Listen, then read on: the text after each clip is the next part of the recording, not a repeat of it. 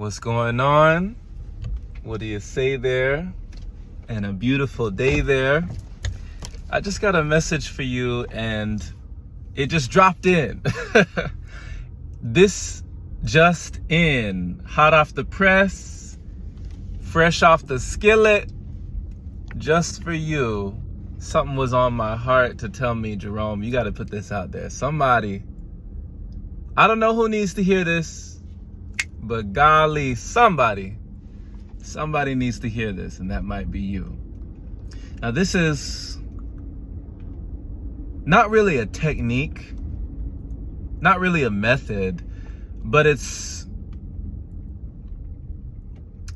I've adopted it as a lifestyle, a style of living, and honestly, a philosophy.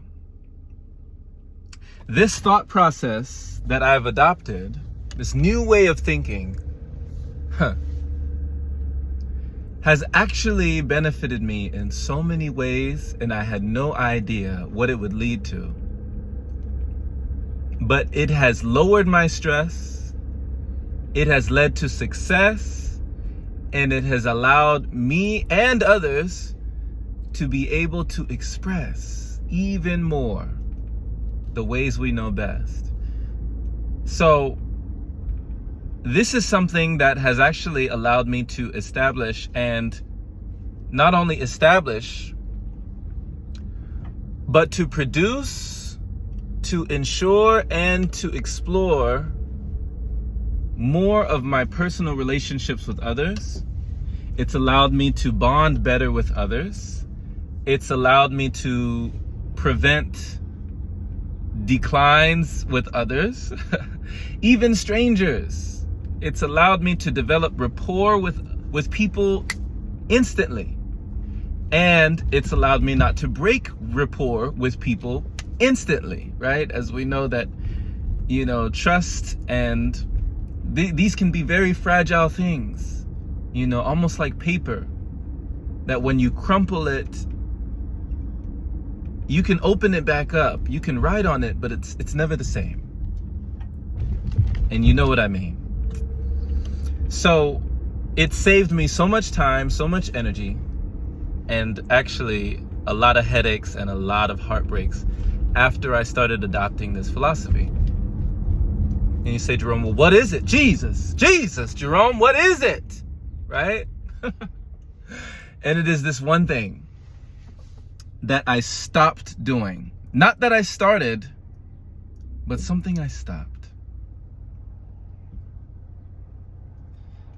I stopped arguing with people.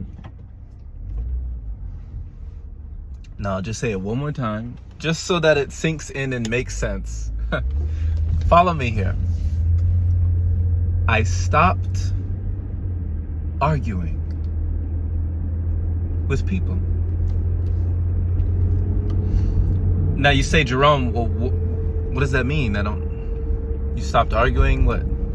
Like, how is that significant? What can that lead to if you stop arguing with people? You mean what? You never debate? You never have a point that you need to make? You never feel like you made a mistake if you didn't let someone else know that you're great, right? You never had something to prove? You never wanted someone to move? You didn't feel the need to argue? Why not? Why not? Let's examine.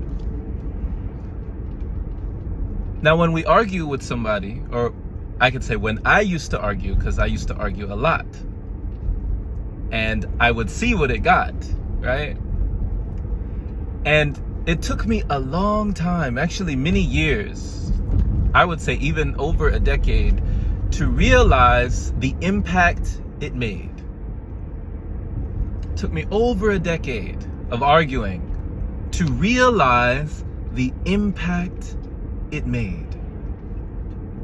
And I would listen to arguments, from my parents when I was younger, when they divorced and then they divorced again, and then my mom remarried again, and I would hear them arguing, and then she remarried again, and I would hear them arguing, and she remarried again, and I would hear them arguing, and then I got married and we would be arguing, and then we got divorced, we left, we separated, then I went into another relationship and we were arguing, and it took me so long, to recognize there's a pattern. There's a pattern here. And it was only when I started more meditation, more relaxation and contemplation and inner conversation that I finally realized that arguing was a losing battle. And it was a combination of my meditation and new information that led me to this conclusion and this bright idea, this solution that erased so much confusion. Right? So amazing. The light bulb that just came on and said, stop arguing. I read this book once. This book is called How to Win Friends and Influence People, and it's by Dale Carnegie. And in this book, there's a chapter about arguments. And it basically said something, I'm paraphrasing, but it said that no one ever wins an argument. There's never really a winner. It's almost like a lose-lose. You think that you won,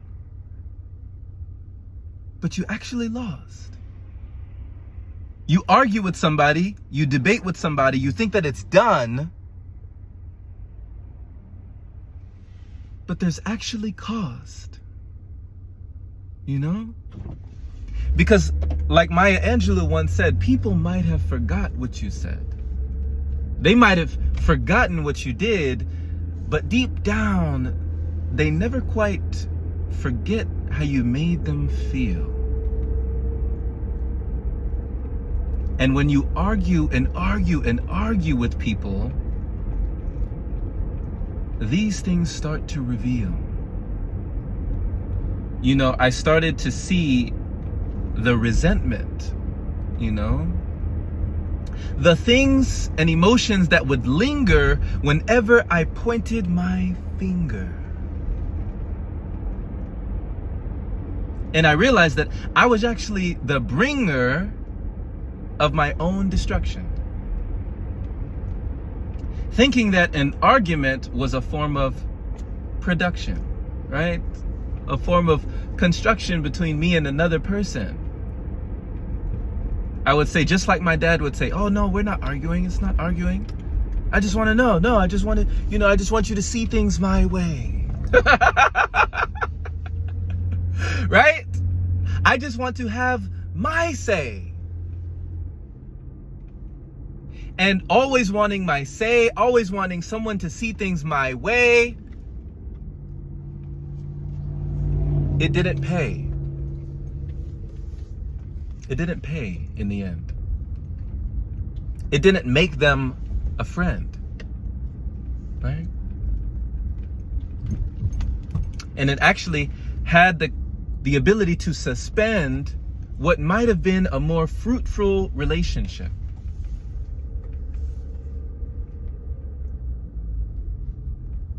So I want to let you know, when I was coming from a place of ego, right? Where you might say that we go to the ego.